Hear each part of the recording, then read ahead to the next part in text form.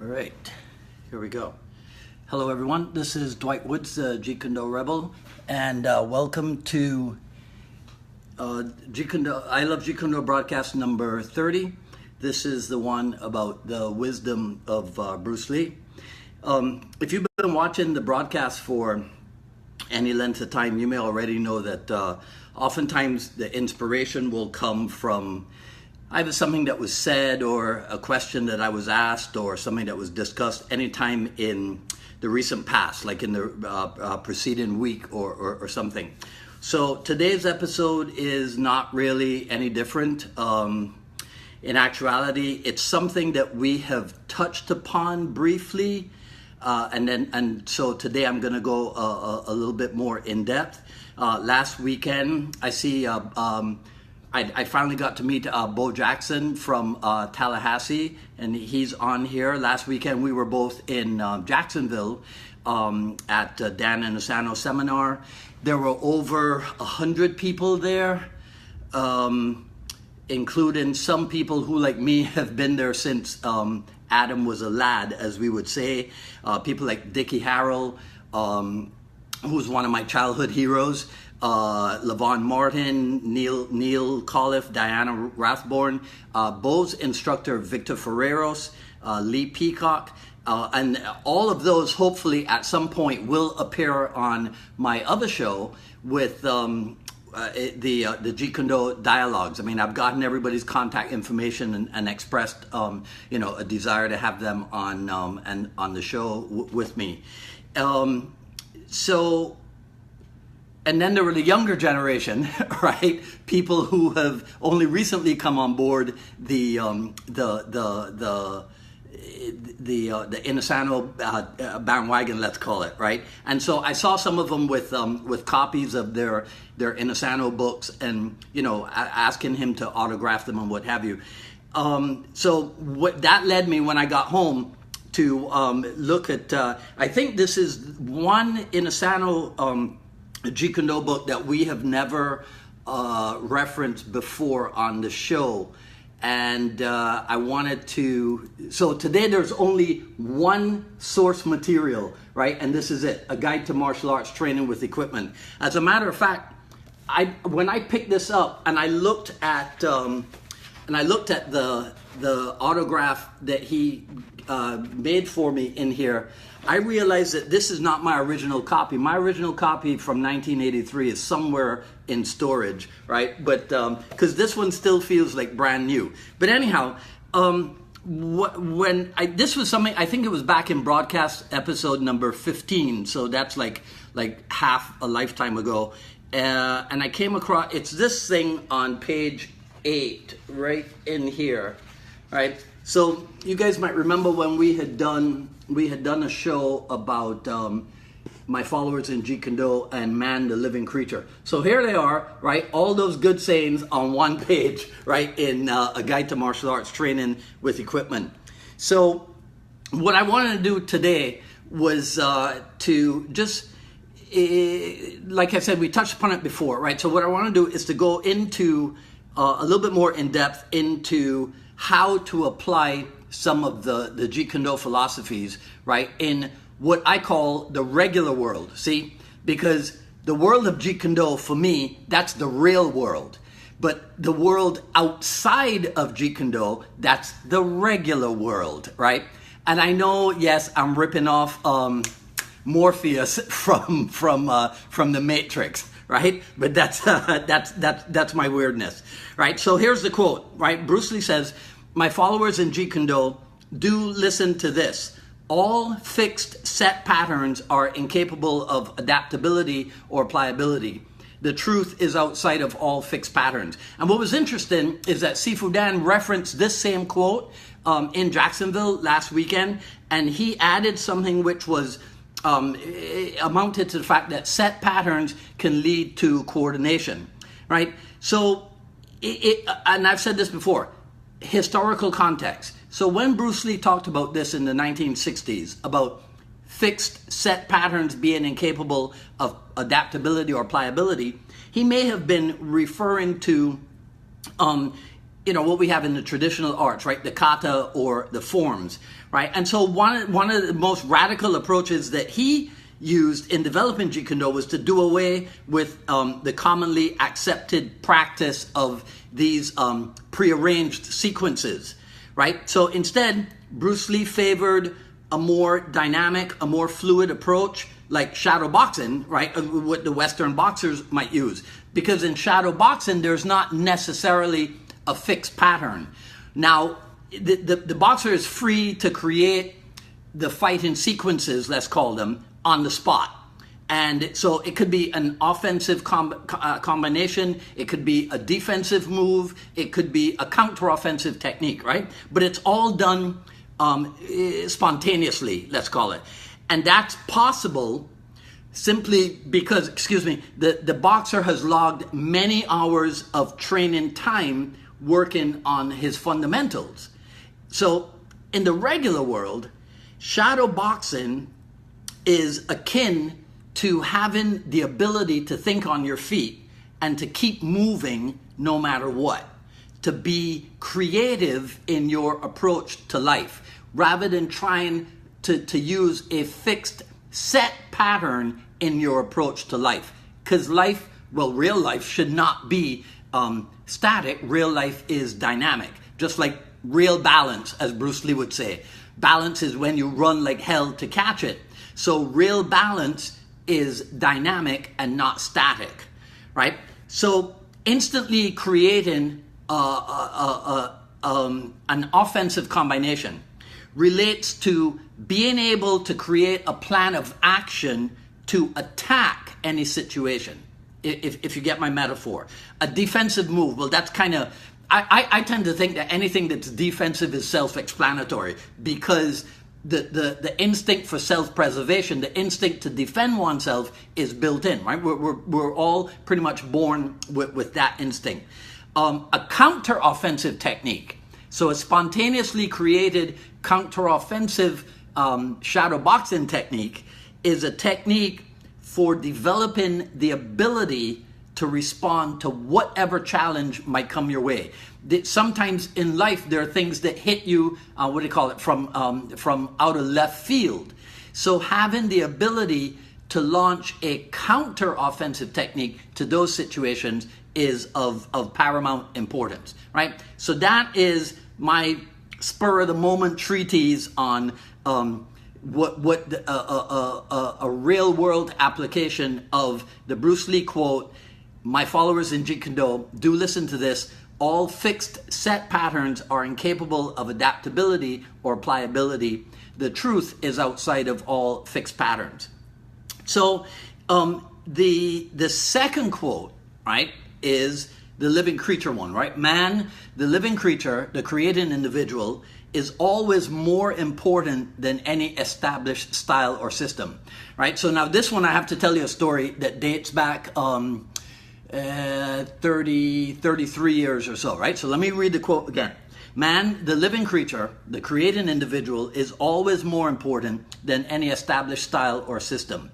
So on the one hand, here it seems that Cedro Bruce is talking mainly about martial arts styles and systems, right? The date on this quote is from back in 1968 or so, right? So this is kind of when Bruce Lee was fully in the midst of the controversy of non-classical, using a non-classical approach to martial art.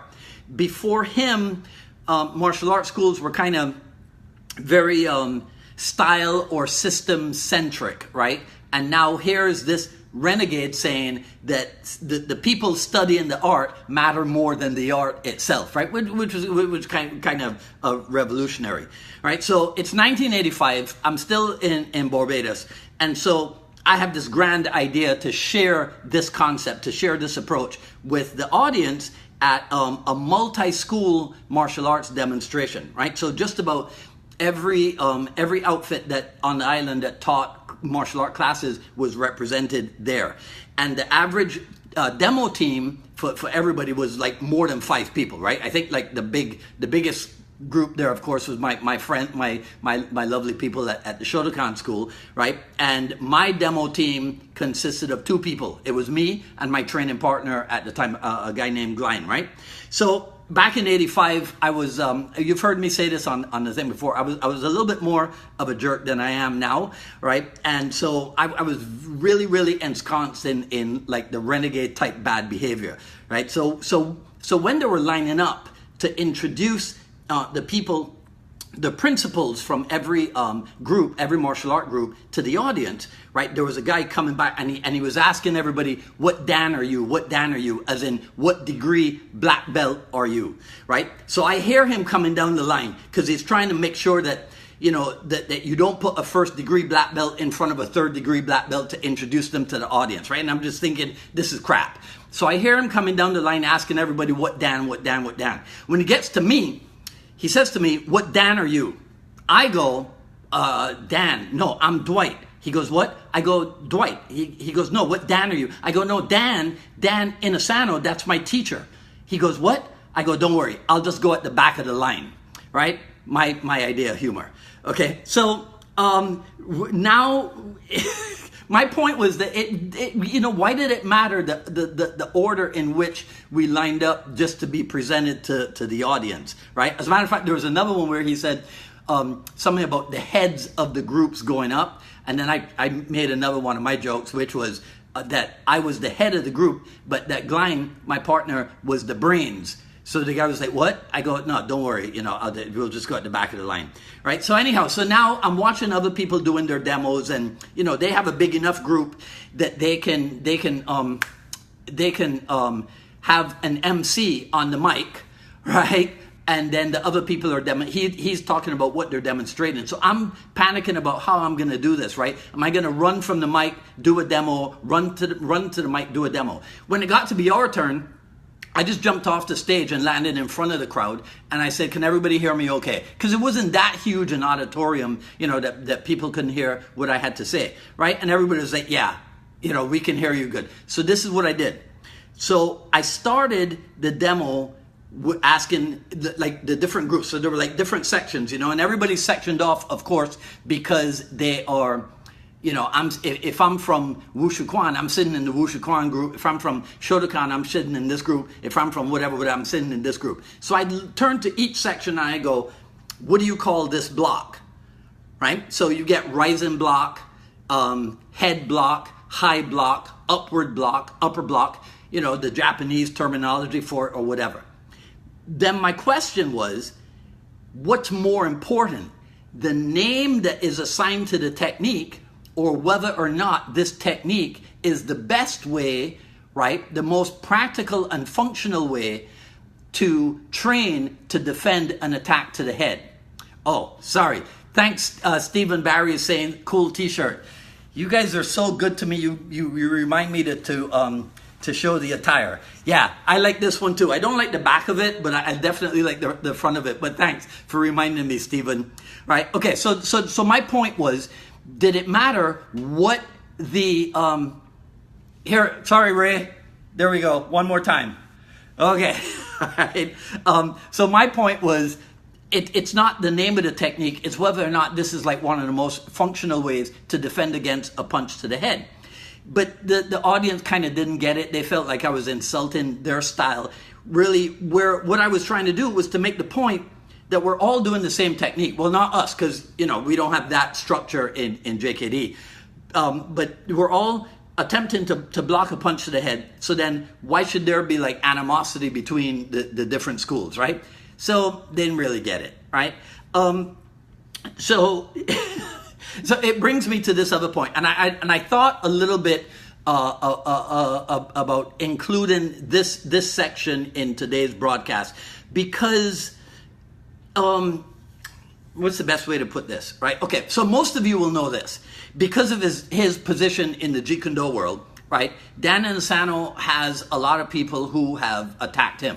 Now, that doesn't mean he's the only person in the Jeet Kune world who's been on the receiving end of attacks. That's not true, right? Just about anybody who has made a name for themselves in JKD will attract some kind of attention and will attract some kind of detractor. But, of course, Sifu Dan has always tried as much as possible to stay out of the politics of Jeet Kune Do.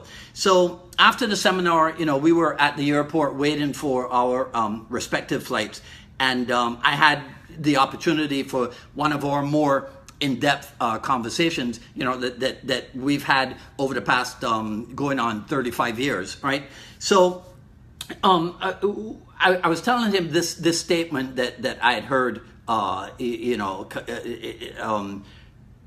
other forums, right? And so it's this, that culture is downstream from religion, and politics is downstream from culture.